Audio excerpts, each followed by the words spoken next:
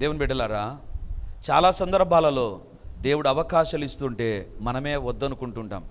తర్వాత ప్రార్థన, తర్వాత వాక్యం, తర్వాత దేవుని దగ్గరికి రావడం, తర్వాత ఇక్కడ ఈ రూతు తనకు ఒక్కసారి అవకాశం వచ్చింది, అవకాశాన్ని తీసుకునింది, చరిత్ర నిలబడిపోయింది. ఈ గుడ్డి భిక్షకునికి ఒక అవకాశం వచ్చింది, అవకాశాన్ని సద్వినియోగం చేసుకున్నాడు, చరిత్రను నిలబడిపోయాడు. నీ దగ్గర కూడా అవకాశాలు ఉంటున్నాయి. ఏ రకంగా సద్వినియోగం చేసుకుంటున్నావు? ఆలోచించు. మన పరిచర్యలో మీరు బలపడడానికి ఉదయకాలాన జూమ్ ప్రేయర్స్ ఉన్నాయి. మీ ఇంటిలో కుటుంబ ప్రార్థన ఉదయకాలం జరిగితే పర్వాలేదు, కానీ ప్రార్థన లేకుండా దినాన్ని ప్రారంభిస్తున్నావేమో. అందుకే ఏర్పాట్లు చేస్తే నువ్వు సద్వినియోగం చేసుకోగలుగుతున్నావా అవకాశాన్ని? లేకపోతే ఉపవాస ప్రార్థనలు ఇక ప్రారంభం కాబోతాయి, దాన్ని సద్వినియోగం చేసుకుంటావా? పరిచర్లో నువ్వు వాడబడడానికి అవకాశాలు ఉంటాయి, సద్వినియోగం చేసుకుంటావా? పరిచర్లో దేవుని సేవ జరిగించడానికి దేవుడు నీకు అవకాశాన్ని ఇస్తే దాన్ని సద్వినియోగం చేసుకుంటావా? What is your level of using the opportunity? నీకు వచ్చిన అవకాశాలను ఏ రకంగా సద్వినియోగం చేసుకుంటున్నాం? ఒకేసారి వచ్చిందండి అవకాశం. ఎందుకు ఒకేసారి అంటున్నాను తెలుసా? గుడ్డి భిక్షకునికి ఆ యెరికో నుంచి వెళ్ళి యెరూషలేములోకి వెళ్ళి ఆ తర్వాత యేసు ప్రభు సిలువలో చనిపోతాడు. This is the last time he's going through the Jericho. ఇది లాస్ట్ ఆపర్చునిటీ తనకు. It may be a first or a final opportunity, I don't know. కానీ తన అవకాశాన్ని సద్వినియోగం చేసుకున్నాడు. ఈరోజు నీకు నాకు వచ్చే అవకాశాలను ఎంతగా సద్వినియోగం చేసుకుంటున్నామో మనల్ని మనం పరీక్షించుకుందాం. మూడవదిగా వీని దగ్గర ఉండేటువంటి లక్షణం ఏంటి తెలుసా? లూకాసు వార్త 18వ అధ్యాయం 37వ వచనం. వారు నజరుడైన యేసు ఈ మార్గమున వెలుచున్నాడని వానితో చెప్పిరి.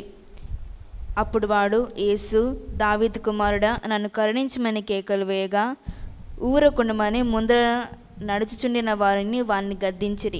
నజరేయుడైన యేసు ఈ మార్గమున వెళ్ళుచున్నాడని వానితో చెప్పిరి. ఏం చెప్పారు? అయ్యా, ఈ మార్గాన్ని ఎవరు పోతున్నారు తెలుసా?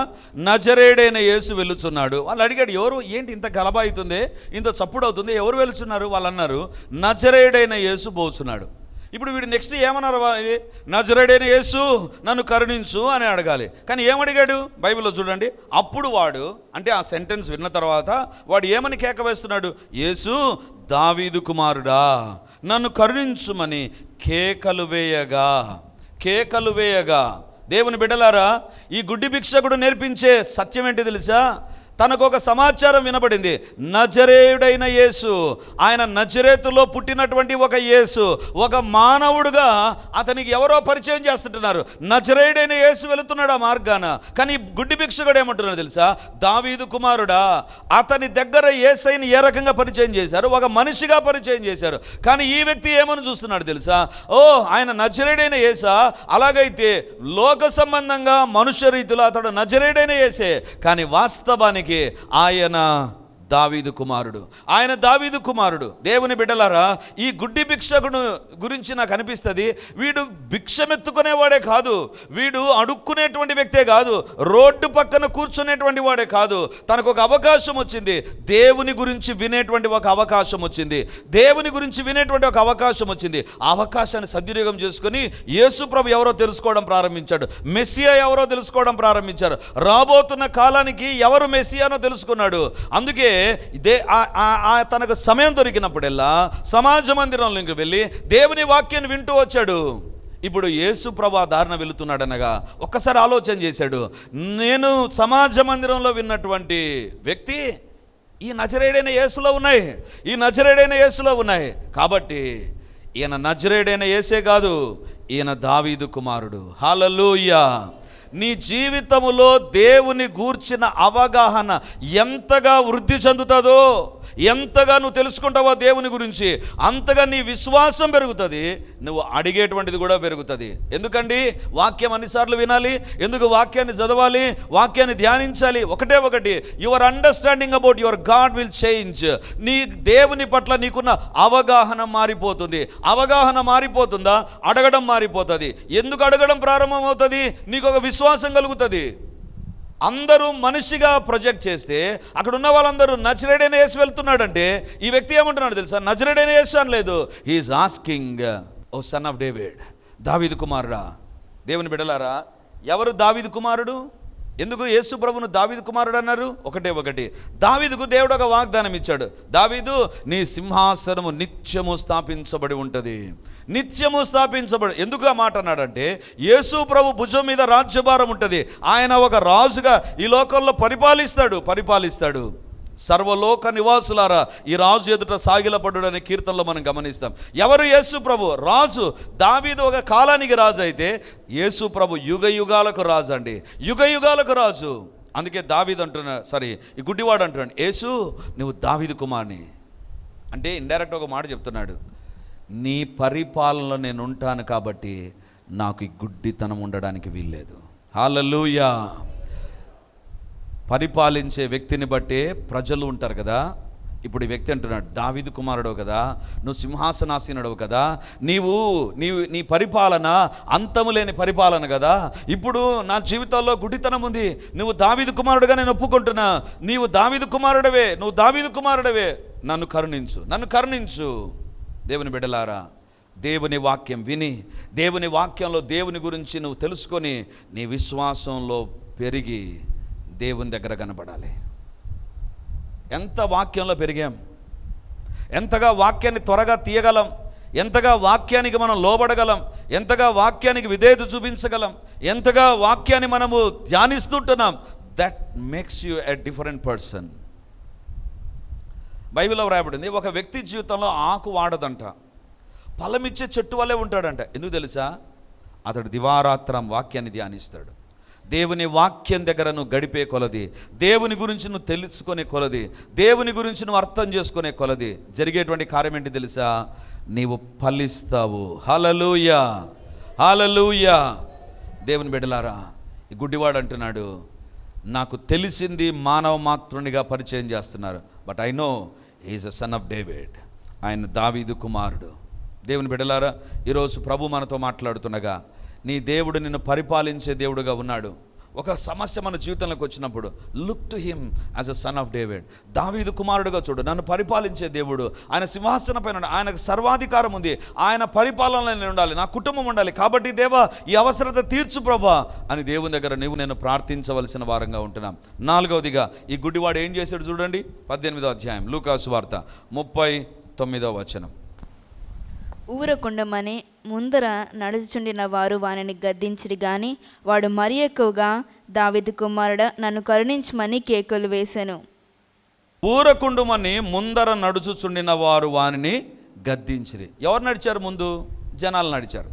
ఒక్కసారి నేను ఆలోచనలో పడిపోయాను, ఆ ముందు నడిచిన వారు ఎవరు ఉంటారు? ముందు నడిచిన వారు ఏదో ఒక సందర్భంలో ఈ గుడ్డివానికి సహాయం చేసిన వాళ్ళే. ఆ దారిన పోతూ వీరు నడిచినప్పుడు ఏదో ఒక సందర్భంలో వానికి డబ్బు వేసిన వాళ్ళే, ఆ వ్యక్తిని, గుడ్డివాన్ని పట్టించుకున్నటువంటి వ్యక్తులే. కానీ వాళ్ళు ఇప్పుడు ఏమంటున్నారు తెలుసా? ఊరకుండుము. దారిలో పోతుంటే అందరు మాట్లాడుకుంటూ ఉంటారండి. ఎవరైనా పిన్ డ్రాప్ సైలెంట్గా అందరు నోటి మీద వేలేసుకోండి అని 1వ తరగతి 2వ తరగతి పిల్లలాగా నడుచుకుంటూ పోతారా? లేదు కదా, మాట్లాడుకుంటూ పోతుంటారు. యేసుప్రభు అన్న ఉన్నాడు, వెనక నుంచి పోతూ ఉన్నారు వీళ్ళు. ఇప్పుడు వీడు కేకేసాడండి, దావీదు కుమారుడా, నన్ను కరుణించుము. ఒకవేళ అనుకుందాం, నేను చెప్పిన ఫస్ట్ పాయింట్ తప్పు అనుకుందాం, డబ్బు ఇవ్వనటువంటి వాళ్ళే అనుకుందాం, కొత్త వాళ్ళు అనుకుందాం. వీడు అరిస్తే దారిన పోతున్నారంట. బైబిలే చెప్తుంది, ఊరకుండుమని ముందర నిలబడిన వాళ్ళు కాదు. వాళ్ళు ఎవరంట? వాళ్ళు చూడండి ఏముందో, నడుచుచుండిన వారు. వాళ్ళు ఈ వ్యక్తి దగ్గర నిలబడి ఇంకా నడుచుకుంటూ పోతున్నారు. పక్కన ఉండే వాళ్ళు, అరే ఊరుకోరా, ఎందుకంటే అరుస్తావు అంటే బాగుండు. వీళ్ళు ఎవరు తెలుసా? వెళ్ళిపోతున్నారు, ఆడ ఉండలేదు. కానీ వెళ్ళిపోతూ ఏమంటున్నారు తెలుసా?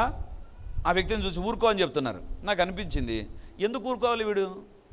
అందుకే వీడు మరీ ఎక్కువగా కేకలేశాడు. అరే మీరేదో నడుచుకుంటూ పోతున్నారు, పోవచ్చుగా. కొంతమంది ఉంటారండి, ఏ రకంగా ఉంటారో తెలుసా? మనం మంచి పని చేసినా దాంట్లో గమ్మునుండు అంటారు, మనం మంచి పనులు చేసినా కూడా గమ్మునుండు అంటారు. ఎందుకు తెలుసా? వాళ్ళు సాతాను సాధనాలుగా ఉంటారండి, సాతాను కేంద్రాలుగా ఉంటారు. అంటే వీళ్ళను వాడుకొని సాతాను ఏం చేస్తున్నాడు తెలుసా? మీరు పోయేవాళ్ళు పోకుండా అవన్నీ ఒక మాట అనండి, ఊరుకోమని చెప్పండి. వీళ్ళు పోయేవాళ్ళు పోకుండా వాళ్ళు ఏమంటున్నారు తెలుసా? వాడిని ఊరుకోమని చెప్తుంటున్నారు. ఆడ ఉండే వాళ్ళైతే, పక్కనుండే ఇంకొక భిక్షగాడైతే, పక్కనుండే వాళ్ళైతే అనాలి, ఊరుకో, ఎందుకు అరుస్తున్నావు, ఊరికే చించుకొని అరుస్తున్నావు, బుద్ధి లేకుండా గమనుండు అంటే ఒక అర్థం ఉంది. పక్కన అరుస్తున్నాడు వీడు, న్యూసెన్స్గా ఉంది. వాళ్ళు పోతున్నారు, పోతూ ఏం పనండి? కొంతమంది ఉంటారు, నీ జీవితంలో నువ్వు అద్భుతం పొందుతుంటే వద్దులే అని చెప్పేవారు. ఎలా ఉంటారో తెలుసా? చర్చికి వస్తుంటావు, చర్చికి ఈరోజు దేవుడు ఏదో కార్యం నీ జీవితంలో జరిగించాలని ఆశపడుతుంటాడు. ఆ టైంలో వస్తారు కొంతమంది, వచ్చి కూర్చుంటారు ఇంట్లో. మనం ఏమనుకుంటాం? లేక లేక వచ్చినాడు, మా పైన ఎంత ప్రేమో, ఎంత ప్రేమ! దేవుని నుంచి దూరం చేసే ప్రేమ, అది దేవుని దగ్గరికి రాకుండా చేసే ప్రేమ. మిగతా రోజుల్లో రారోళ్ళు. వాళ్ళు ఎట్లా వస్తారు తెలుసా? కరెక్ట్గా మనం చర్చికి అంతా రెడీ అయిపోయింటాం కదా, అప్పుడు వస్తారు వాళ్ళు. అప్పుడు వస్తుంది ఫోను, అక్క బాగున్నావా? ఈ అక్క 7కు ముందు రాదు ఫోను, 9 తర్వాత రాదు, ఈ టైంలోనే వస్తుంది, బయలుదేరే టైంకే వస్తుంది. కొంతమంది ఉంటారు నీ జీవితంలో నిన్ను ఊరుకొండమని చెప్పేవాళ్ళు. వాళ్ళను కొంచెం కనిపెట్టి ఉండడం ఆత్మీయ జీవితంలో చాలా మంచిది. ఒకవేళ వాడు విని అమ్మో పెద్దోళ్ళు వీళ్ళు అని గమ్మునుంటే ఈరోజు వాని గురించి ఇక్కడ మాట్లాడుకునే వాళ్ళం కాదు. నీ జీవితంలో శ్రేష్టమైన వాటి నుంచి దూరం చేసే కొంతమంది ఉంటారు. వాళ్ళెవరో కనిపెట్టి ఉండడం ఆత్మీయుల యొక్క లక్షణం. ఆత్మీయుల యొక్క లక్షణం. పేతురు ఉన్నాడు పక్కన, యేసుప్రభు పక్కన. ఏమన్నాడు తెలుసా? ప్రభువా ఈ శిలువ మరణంకు దూరంగా. వెంటనే యేసుప్రభు అంటున్నాడు, సాతానా వెనుకకు పో. ఎట్లా చూశాడు తెలుసా? పేతురు పాపం తొందర మనిషి, దుడుకు మనిషి కాబట్టి అంటాడులే అనుకోలేదు. వెంటనే దేవుడు అంటున్నాడు, he's hindering the work of the lord. దేవుని పనికి అడ్డు చెప్తున్నాడు కాబట్టి వెంటనే there was a reaction from the lord. ఈరోజు దేవుడు మనతో మాట్లాడుతుంటున్నాడు. నీ జీవితంలో దేవుని దగ్గరికి రాకుండా, దేవుని దగ్గర ప్రార్థన చేయకుండా, దేవునిలో బలపడకుండా ఎవరు నీకు బ్రేక్ వేస్తున్నారో, ఎవరు మాట్లాడుతున్నారో ఒక్కసారి ఆలోచించు. వాళ్ళకి ఎంత దూరంగా ఉంటే అంతగా దీవించబడతాం. ఊరకుండమని చెప్పి వాళ్ళు వచ్చి ఏమైనా డబ్బు ఇచ్చారా? డబ్బు ఇయ్యారు. ఊరకుండమని చెప్పి అరే ఎందుకట్లా అరుస్తారో, నీళ్లు దాగని ఇచ్చారా? లేదు. ఊరకుండ అని చెప్పి మళ్ళీ వెళ్ళిపోతారు వాళ్ళు. ఎలా ఉంటుంది తెలుసా? మన జీవితంలో కరెక్ట్ టైంకి వస్తారు, వచ్చి అంత మాట్లాడి 7:50కి వెళ్ళిపోతారు వాళ్ళు. మనకు అనిపిస్తుంది ఇప్పుడు మనం బయలుదేరిపోయే లోపల 8 అవుతుంది. 8 అయితే మనం లోపలిపోతే ఆ సుధీరానికి ఎదురుగానే కనపడతాం. మనం ఎందుకు పోవడం? వద్దులే, నెక్స్ట్ వారం పోదాం, నెక్స్ట్ వారం అర్లీగా పోదాం. ఇప్పుడు 7 గంటలకు వచ్చిన వాళ్ళు నెక్స్ట్ వారం 6:50కే వస్తారు, లేదా ఉదయాన్నే వచ్చి తిష్ట వేస్తారు ఇంట్లో. అప్పుడు నీ దగ్గర కనపడాలి. వాళ్ళు ఊరకుండమన్నా ఆగిపోకూడదు. చాలా సందర్భాల్లో మన జీవితాల్లో ఇదే మనం తప్పు చేస్తుంటాం. ఎవరిని బట్టో ఒక ఆగిపోతూ ఉంటాం, దేన్ని బట్టో ఆగిపోతున్నాం, దేన్ని బట్టో ప్రార్థనలు నిలిచిపోతున్నాం, దేన్ని బట్టో దేవుని దగ్గరికి రావడం అనేటువంటిది బంద్ చేసుకుంటుంటాం. జాగ్రత్త, అది నీ జీవితంలో నిన్ను దేవుని నుంచి దూరం చేసేటువంటి లక్షణం. ఊరకుండుమని ముందర నడుచుచుండిన వారు గద్దించిరి. అమ్మో, వాళ్ళు ఎలాంటి వాళ్ళు తెలుసా? చాలా స్ట్రిక్ట్ వాళ్ళు. గద్దించారంట. గద్దించినా కూడా అది తప్పుడు గద్దింపు. దేవుని బిడ్డలారా, నిన్ను తప్పుగా నడిపించే గద్దింపులు కొన్ని ఉంటాయి. జాగ్రత్త.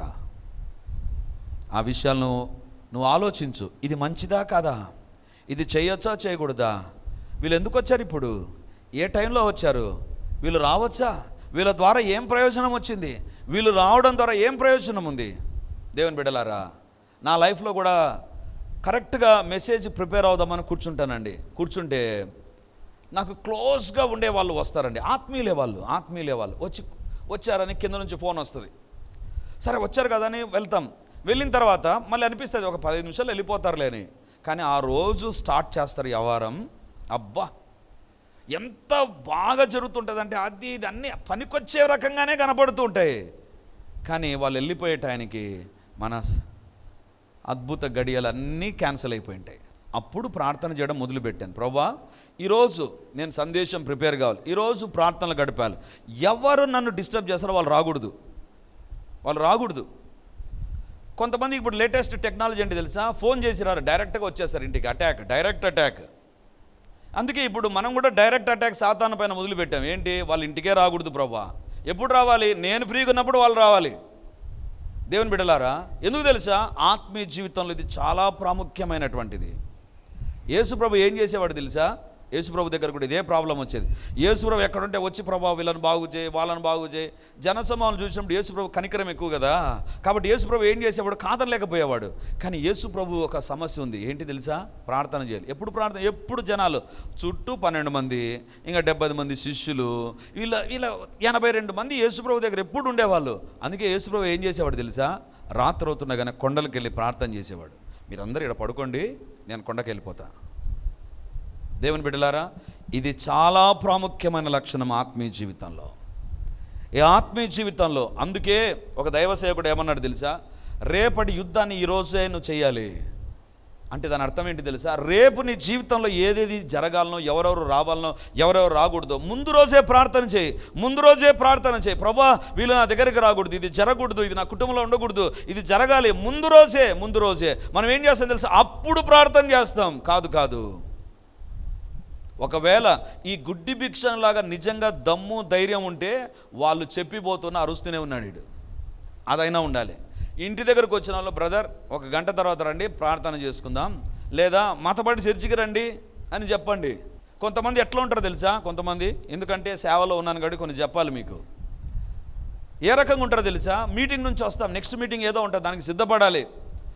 సిద్ధపడడానికి నేనేమి బ్రహ్మచారిని కాదు, లేకపోతే నేనేమి హిమాలయాల్లో, నాకు ఒక కుటుంబం ఉంది, కుటుంబంలో పనులు ఉంటాయి, కుటుంబం పనులు చూసుకోవాలి, అది చూసి మళ్ళీ సిద్ధపడాలి, వాళ్ళ కోసం వీళ్ళ కోసం ప్రార్థన, వాళ్ళతో వీళ్ళతో మాట్లాడాలి. ఇవంతా ప్లానింగ్ ఉంటుంది. రేపటి దిన ఇట్లా ఉండాలి, ఇట్లా చేసుకోవాలని వస్తారు. ఎలా వస్తారు తెలుసా? బ్రదర్ మీటింగ్లు ఎట్లా జరిగాయి? బాగా జరిగాయా? బాగా జరిగిందా మీటింగు? ఎట్లా ఉంటుంది తెలుసా? డిస్కషన్ అంతా దేవుని గురించే ఉంటుంది. మీటింగే బాగా జరిగిందా? జనం బాగా వచ్చారా? మంచి వాతావరణం ఉందా? నాకు అనిపించింది మంచిదే కదా వీళ్ళు అడిగేది. కానీ ఆ తర్వాత అర్థమైంది, మంచిలో కూడా ఒక చెడు. అదేదో వీటికి వస్తే చెప్తా కదా గురువారం, అదే పని ఇంటికి వచ్చి అడుగుతారు. ప్రేమ ఉంటుంది వాళ్ళకు, కానీ ఆ ప్రేమలో ఏదో కొంచెం తేడా అనేటువంటిది కనపడుతుంది. దేనికి? అది దేవుని నుంచి దూరం చేసేది. వాళ్ళు అనుకున్నారు, అరే గుడ్డివానివిరా, ఎందుకు అరుస్తావు, ముందే కళ్ళు లేవు, నోరు పోతే ఇంక జీవితమే పాడైపోతుందిరా అనుకున్నారేమో. ఎందుకంటే ఆ దినాన ఎరిథ్రోమైసిన్ లేదు కదా 500 వేయడానికి వానికి అరుస్తే. కాబట్టి వాళ్ళకు జాలితో ఏం చేశారు తెలుసా? అరే ఎందుకురా అరుస్తావు. ఒక ప్రేమ కనపడినట్టుగానే ఉంది, ఒక గొప్ప ఆశీర్వాదానికి దూరం చేస్తున్నారు. ఈరోజు నీ ఆశీర్వాదాల నుంచి దూరం చేసేది ఎవరో నీకు తెలుసు.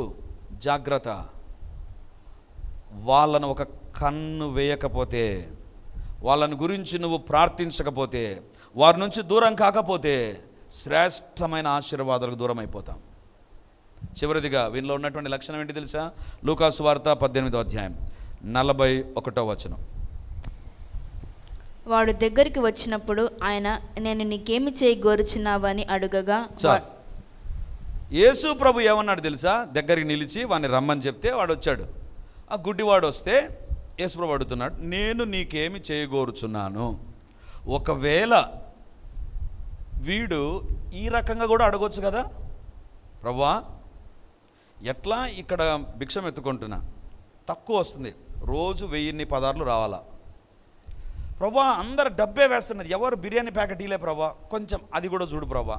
లేకపోతే నేను గుడ్డోని కదా, నాకు ఒక మంచి భార్య రావాలి, అందమైన భార్య రావాలి, నన్ను బాగా చూసుకుని అత్తమామలు రావాలి ప్రభా, నేను నీకేమి చేయకూర్చున్నట్టు అడగొచ్చుగా.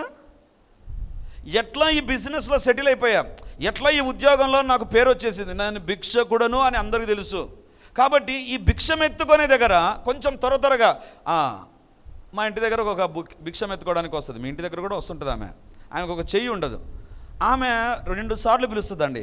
3వ సారి పిలిచిన తర్వాత మన దగ్గర నుంచి ఏం జవాబు రాలేదనుకో వెళ్ళిపోతుంది ఆమె, ఉండదు ఆమె.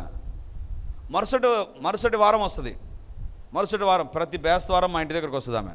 ఒకవేళ కావాలంటే మీరు కూడా వచ్చి ఆమెను చూడొచ్చు. ప్రతి బేస్తవారం వస్తుంది.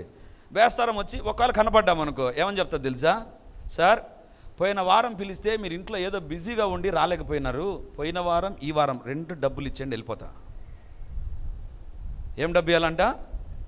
పోయిన వారం ఈ భిక్షం ఎత్తుకునేవాడు ఇట్లా అడగొచ్చుగా, ప్రభా చాలా రోజులైంది నువ్వు రాక, వచ్చావు, నువ్వు ఎవరికి ఏదైనా ఇస్తావు కదా, నాకు కూడా కొంచెం డబ్బు ఇచ్చేసేయి, కొంచెం అదేదో బ్యాంకులోకి ట్రాన్స్ఫర్ చేయి, మిగిలిన డబ్బు ఆన్లైన్ ట్రాన్స్ఫర్ చేయి, నాకు ఒక మంచి భార్య నీవు, నన్ను చూసుకునేటువంటి అత్తమామలను దయచేయి, లేదంటే ఒక ఇండ్లు ఈ ప్రభా సూపర్గా ఉంటుంది, ఒక ఇంటి బాడికి ఇస్తా, ఇంకొక అడగొచ్చా? అడగలేదు. వీడు ఏమడుగుతున్నాడు తెలుసా? ఇవన్నీ ఏం చేస్తాయంటే నన్ను తిరిగి భిక్షమెత్తుకునే రకంగానే ఉంచుతాయి.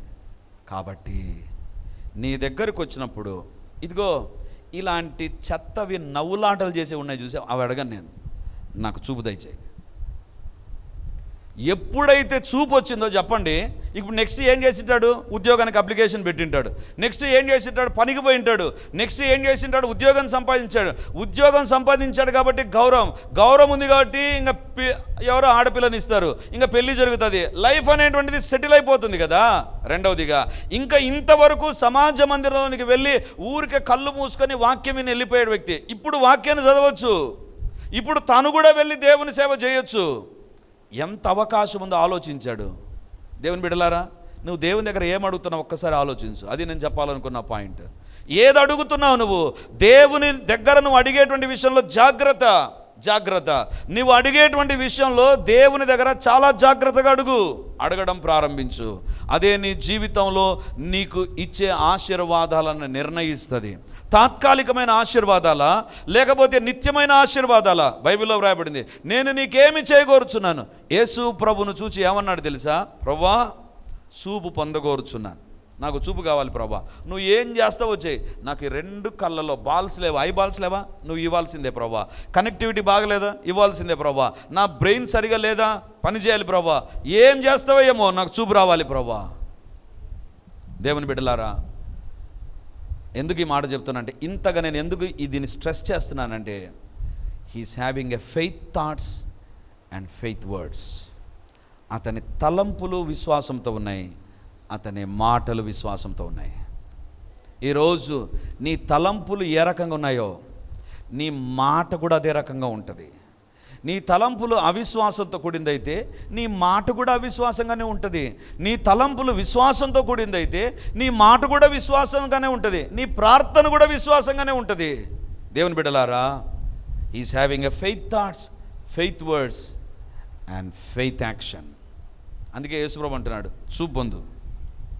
ఎంత ఫాస్ట్గా దేవుడు రియాక్ట్ అయ్యాడంటే, అరే అందరూ నడుస్తూ పోతున్నారే కానీ వాళ్ళ ఇంట్లో సమస్యలు, ప్రతి ఇంట్లో కూడా ఒక పొయ్యి ఉంటుంది కదా, ప్రతి ఇంట్లో కష్టం ఉంటుంది. వాళ్ళు యేసుప్రభు వెంబడిపోతున్నారు అంతే, ఏం అడగడం లే, గమ్మునున్నారు వాళ్ళు. కానీ వీడు అడుగుతున్నాడు, ఎలాంటిది? తన తలంపుల విశ్వాసం, తన మాటల విశ్వాసం. యేసుప్రభు దగ్గర ఈరోజు నుంచి ఏదో ఒక రకంగా పొందాలి. అందుకే దేవుడు వెంటనే రియాక్ట్ అయిపోయాడు. దేవుని బిడ్డలారా, నువ్వు అడుగుతున్నప్పుడు దేవుడు నీ తలంపులను చూస్తూ ఉంటాడు. నేను చూడ నా తలంపులను, నీ తలంపులు ఎవ్వరికి కనపడవు. నీ తలంపులు నీకు తెలుసు, నువ్వు అడుగుతున్నది నీకు తెలుసు. అది విశ్వాసంతో ఉందా, అలవాటుగా ఉందా? ఏదో అడగండి అంటే యేసు ప్రభా దయచేయి అని అడిగేటువంటి సోమరిపోతుగా మనం ఉంటే never expect a great miracles. ఏ సందర్భంలో కూడా గొప్ప అద్భుతాలను పొందలేవు నువ్వు. He's having a thoughts filled with a faith and he's having a words filled with a faith. ఈరోజు ప్రభు మనతో మాట్లాడుతున్నాడు. అందుకే యేసు ప్రభు వాని కోసం నిలబడ్డాడు. ఈరోజు ఎందుకు దాటిపోతున్నాడు తెలుసా? ఎందుకు నీ దగ్గర దేవుడు ఉండకుండా పోతున్నాడు తెలుసా? నెంబర్ వన్ నీవు అన్నీ ఒకే రకంగా ఉంటే ఇంతేలే నా జీవితం అనుకునేటువంటి వ్యక్తిగా నువ్వు ఉన్నావేమో, లేకపోతే నీ దగ్గర వచ్చిన అవకాశాలను నువ్వేమన్నా దుర్వినియోగం చేస్తున్నావేమో.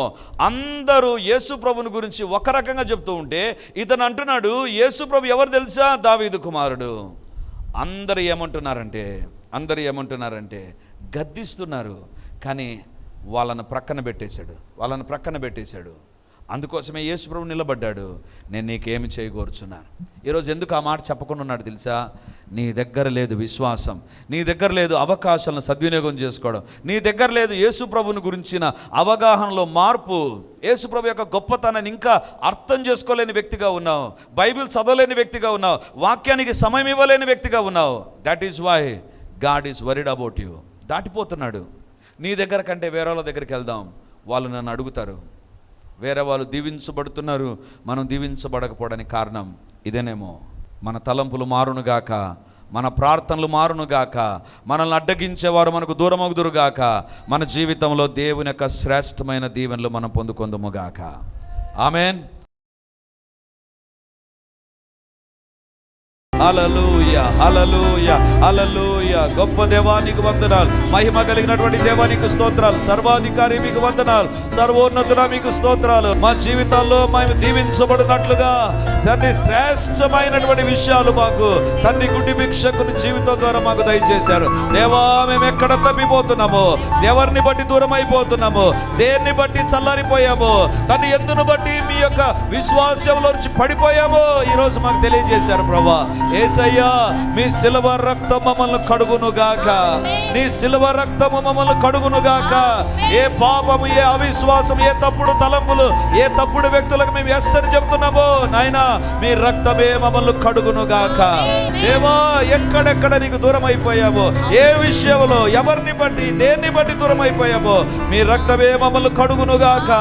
దేవా మా తలంపులు మారాలి, మా మాటలు మారాలి, మా ప్రార్థనలు మారునుగాక. దేవా దేవా దర్శించండి.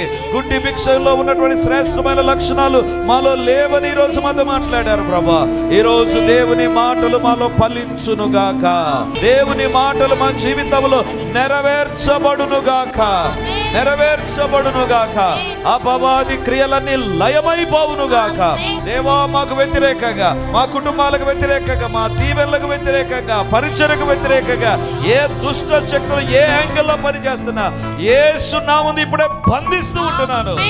దేవుని కార్యములు జరుగునుగాక.